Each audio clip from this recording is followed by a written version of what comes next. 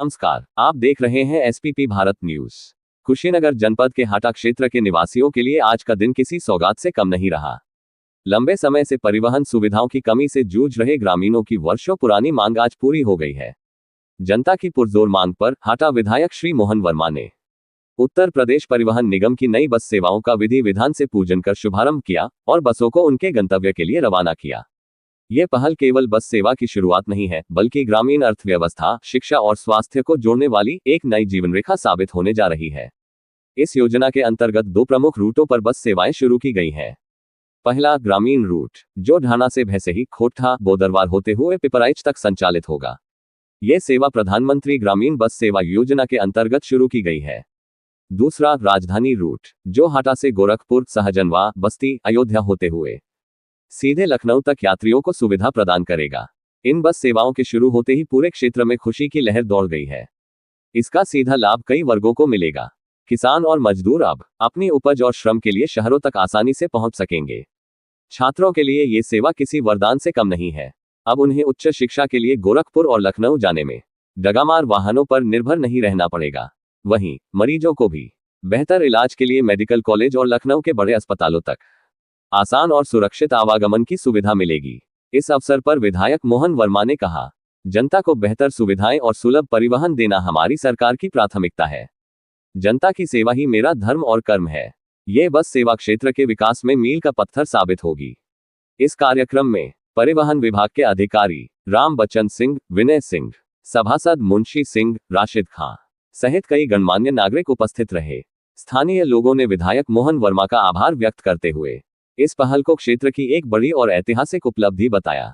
इसी के साथ हाटा क्षेत्र ने विकास की ओर एक और मजबूत कदम बढ़ा दिया है। रिपोर्ट हाटा कुशीनगर से bureau chief doctor Akbar Ali के साथ अवनीश कुमार विश्वकर्मा, एसपीपी भारत न्यूज के लिए धन्यवाद। सबसे पहले तो मैं प्रदेश के मुखिया योगी आदित्यनाथ जी के साथ अपने परिवहन मंत्री भाई दयाशंकर सिंह को भी मैं धन्यवाद देना चाहता हूँ, क्योंकि आज़ादी के बाद इस हाटा तहसील होने के बावजूद 1904 का तहसील होने के बावजूद भी हाटा में बस अड्डा नहीं था। मेरे एक आग्रह और निवेदन पर मैंने ज़मीन दिया, उन्होंने बस अड्डा का निर्माण करवाया। थोड़ा सा विलम्ब इसलिए कि ये फ्लाईओवर बनना, इसलिए इस बस अड्डे का उद्घाटन नहीं हो पा रहा था। तब तक मेरे आग्रह पर ही अपने प्रदेश के मुखिया योगी आदित्यनाथ जी और प्रदेश के परिवहन मंत्री जी ने कहा कि जब तक उद्घाटन नहीं हो रहा है तब तक वहाँ से बस संचालन शुरू हो जा रहा है। आज के दिन में 2 बस, एक यहाँ से बस जो सीधे गोरखपुर, खलीलाबाद, बस्ती, अयोध्या होते हुए लखनऊ के लिए, दूसरा बस जो है वो ढाणा महुआरी चौराहा से पिपराइच के लिए है, जो भैंसही, बलेसर चौराहा, खोंठा, इरौली होते हुए पादरी बाजार होते हुए गोरखपुर। 2 बस वर्तमान में दिए हैं, लेकिन मुझे आशा और विश्वास है, क्योंकि आरएम साहब भी मेरे साथ हैं, ये 2 बस के साथ साथ और बसें बढ़ेंगी। और जो ये होता था कि हाटा में कोई स्टाफ बस वाले नहीं करता था, आज परिवहन विभाग का देन है या प्रदेश के मुखिया योगी आदित्यनाथ जी का दिन है कि कोई बस वाला ये नहीं कहेगा कि मैं हाटा में स्टाफ नहीं करूँगा। क्योंकि हाटा में ऑलरेडी मैंने एक सुकरौली में बस अड्डा का मांग उठाया था। अभी यहाँ से रिपोर्ट किया है कि जो सुकरौली में बस अड्डा, उसके 9 किलोमीटर की दूरी पे हाटा में बस अड्डा है, जिसको बस अड्डा मान लिया गया।